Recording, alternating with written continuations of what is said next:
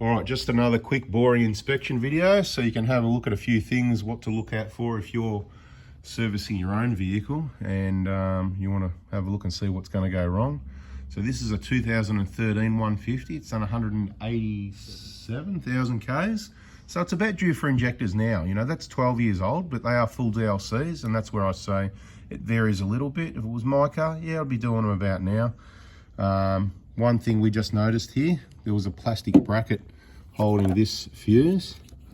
Obviously rough roads, things are going to vibrate around and that's just snapped off, not a big deal, but things to pop your bonnet and have a look around, keep a lookout for any wires rubbing. This looks pretty neatly set up, the corrugated split tubing, and it's over the back of the main wiring loom for the most part, but be careful of the top of the EJR valve rubbing on that because it can rub through it, so just be aware of that. It's not too bad, we've seen a lot worse. But you know, when you got all the gear, you got to fit it all in somewhere. And this one here, the battery was changed, so it's not secured at the moment, but maybe just a zip tie over the top of this wire holding it down just to secure it a bit, but it's not going to be any big deal, whatever anyway. Happy days. Haven't seen anything else up here yet. All comes down to if the injectors have been, you know, mucked around with at what service. These pipes have been off at least once. The reason we can tell, see how the clamps are not quite lined up, that clamp there, the top one's not lined up, and it's the same with this one, both of them are the same. So somebody's done some work on it at some stage, not ideal, because you don't know if there was contamination to the injectors. So once the fuel system's been worked on, the injectors are done right with new genuine stock. Watch out for the counterfeit stuff and the remanufactured. Make sure you replace the fuel pipes once it's done. Don't let anyone work on it for another 10 years, and Bob's your uncle. Now the only other thing on this one, the thermostat didn't get done as part of the BFE because that's a new thing. So get on the videos that talk about the thermostat problems. So what do you do now? Do you spend hours and replace this thermostat that's way down in there? No, you don't. What you do is you have a look at your coolant temperature when you're driving and follow the info in the videos to diagnose if you've got a problem with your thermostat.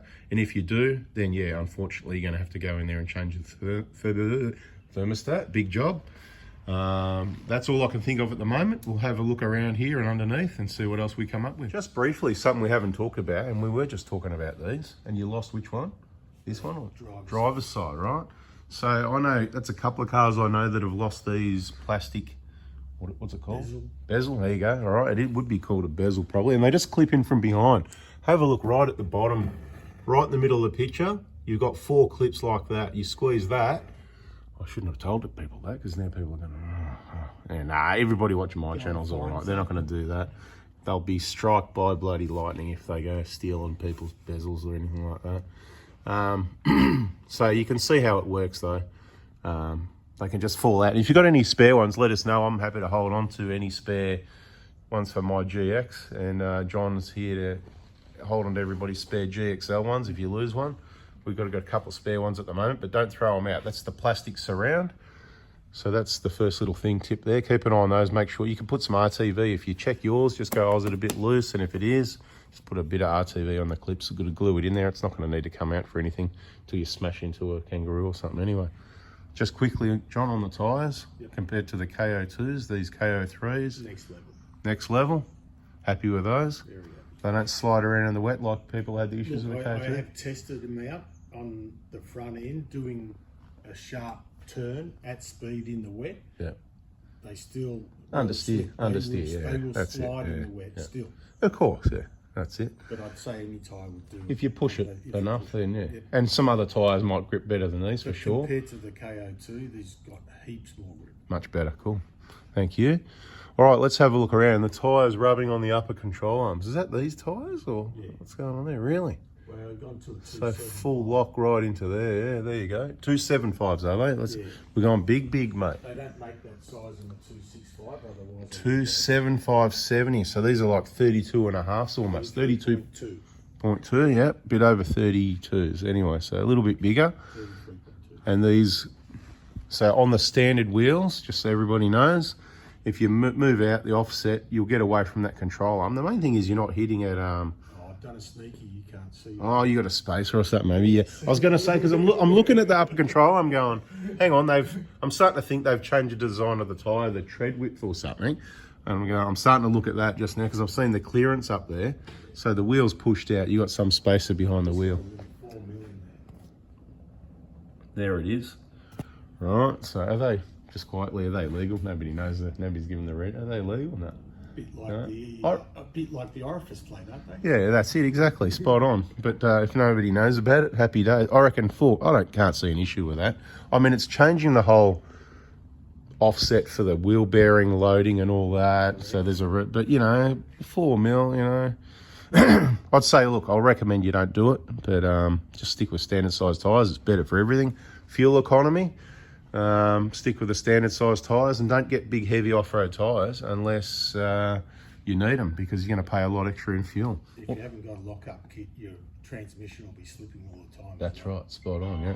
So you noticed a fair bit of extra fuel. I had to dial up the lock-up kit. Yeah, there you go. All right, so have a look around, see what else we can find. It's got the K-on underbody protection.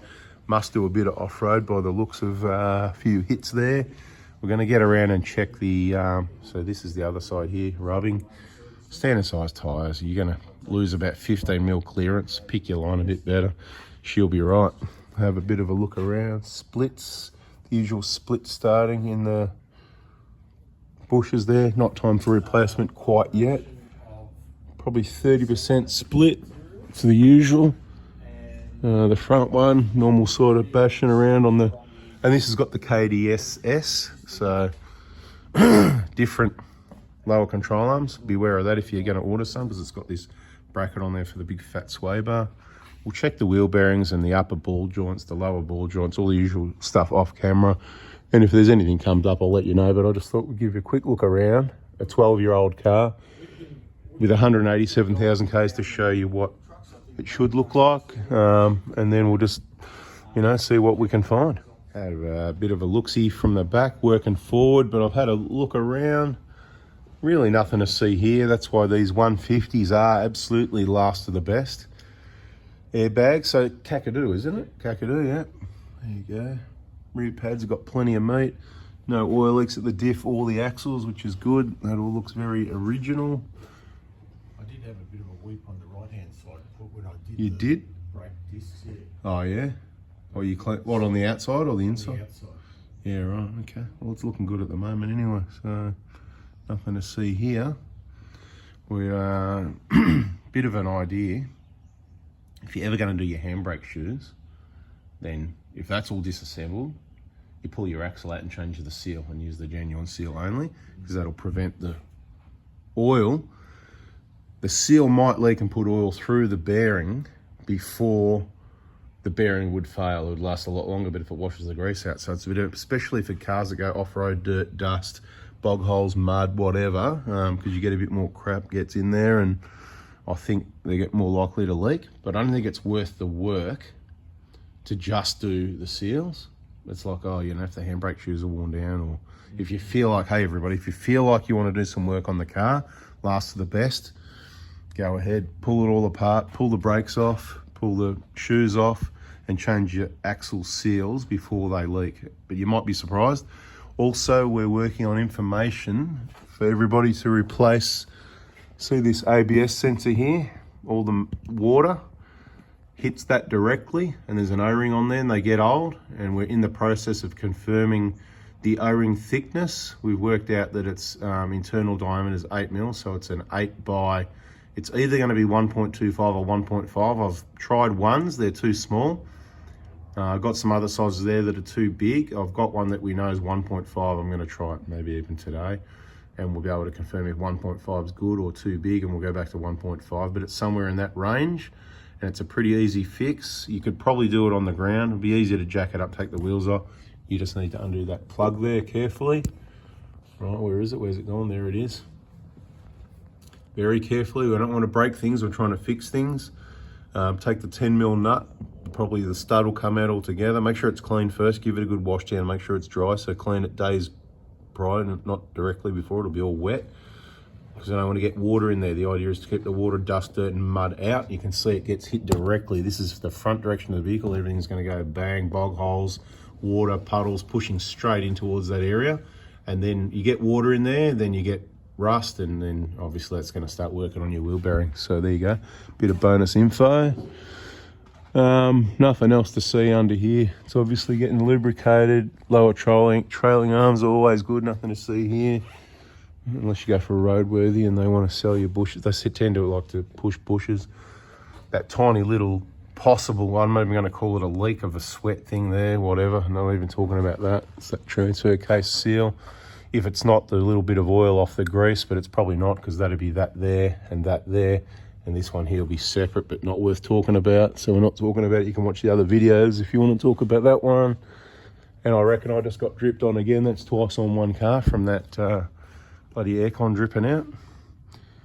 But there's nothing to see here. Bone dry, no oil leaks. Hopefully you can use the information to make some decisions on maintenance on your vehicles. These clips, they pop out all the time. You can just pop them back in like that, and it can just pop back out again later next time it goes over a bump or flexes off. When they fall to pieces, just throw them in the bin. You don't need them. Thanks for watching. Catch you in the next video.